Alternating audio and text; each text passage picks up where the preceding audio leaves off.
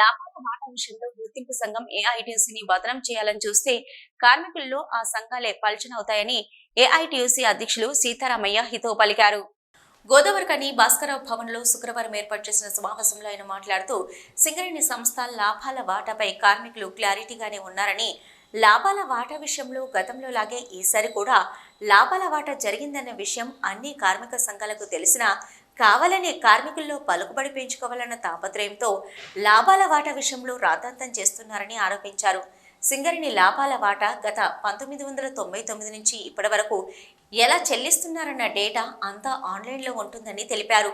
లాభాల వాటా విషయంలో అబద్ధాలు చెప్పడం మానుకొని కార్మికుల సమస్యల పరిష్కారం కోసం గుర్తింపు సంఘంకు సహకరించాలని కోరారు.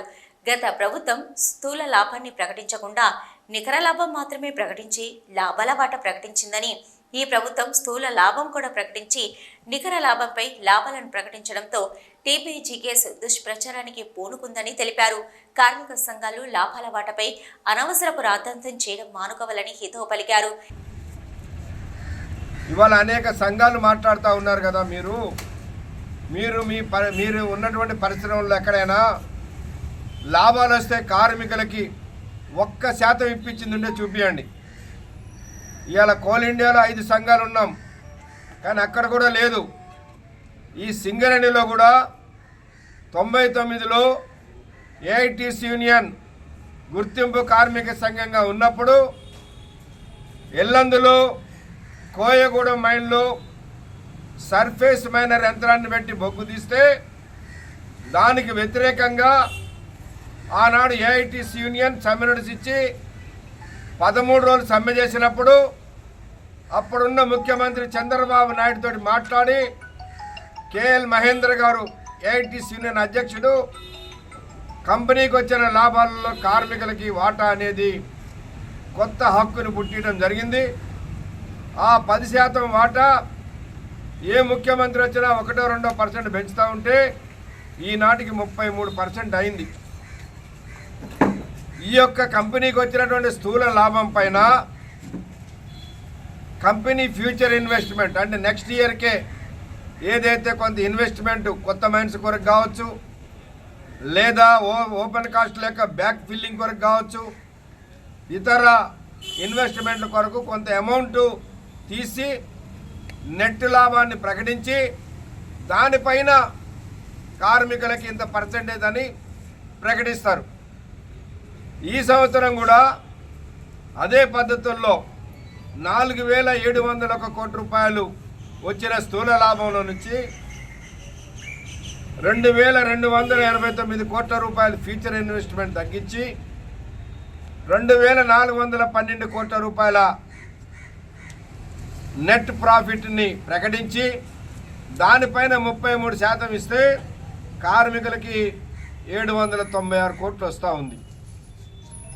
అంతకుముందు సంవత్సరం కూడా కంపెనీకి 3,074 కోట్ల రూపాయల లాభం వస్తే దాంట్లో 851 కోట్ల రూపాయలని ఫ్యూచర్ ఇన్వెస్ట్మెంట్ కొరకు పెట్టి 2,222 కోట్ల రూపాయల నికర లాభం మీద 32% ఇస్తే 711 కోట్లు కార్మికులకు వచ్చాయి. అయితే గత ప్రభుత్వాలు ముఖ్యమంత్రి ఎవరున్నా, గుర్తింపు సంఘం ఎవరున్నా అప్పుడు వచ్చిన నెట్ ప్రాఫిట్నే కంపెనీ ప్రకటించి దాని మీద ముఖ్యమంత్రి లాభాలు ఎంత శాతం అని చెప్పేవాడు. కానీ ఈసారి ముఖ్యమంత్రి స్థూల లాభం కూడా చెప్పి దానిలో ఇన్వెస్ట్మెంట్ బోను నెట్ ప్రాఫిట్ ఎంతో చెప్పి దానిపైన లాభాలు ప్రకటిస్తే ఈ సంఘాలు వచ్చిన లాభం మీద ఇవ్వలేదు, కట్ చేశారని ఏఐటీసీ యూనియన్ గుర్తింపు సంఘంగా ఉండి మోసం చేసిందని ప్రచారం చేశారు.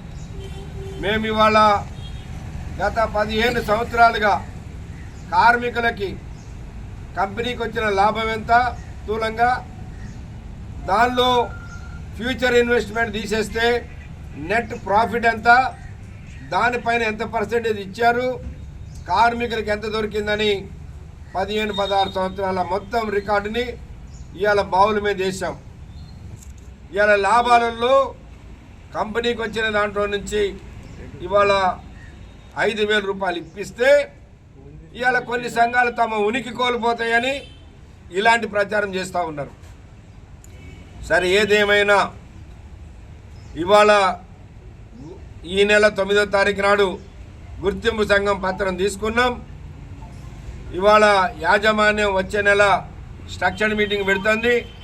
ఈ సమస్యలని యాజమాన్యం దృష్టి తీసుకుపోతాం. పరిష్కారం చేయకపోతే పోరాటానికైనా ఏటి సిద్ధం ఉంటుంది తప్ప యాజమాన్యంతో గత కార్మిక సంఘాలలాగా కుమ్ముక్కయ్యే పరిస్థితి ఉండదని. ఈ సమావేశంలో ఏఐటీయూసీ ఉప ప్రధాన కార్యదర్శి మటి ఎల్లగౌడ్, వైవీరావు, ఆర్చివన్ కార్యదర్శి ఆరెల్లి పోషం, నాయకులు చూపాక రామచందర్, రామస్వామి, గుడి రవి, ఎస్ వెంకటరెడ్డి, ఆకునీరి శంకరయ్య, వి రాజు, రవీందర్, ఉప్పిలేటి తిరుపతి, పడాల కనకరాజు తదితరులు పాల్గొన్నారు.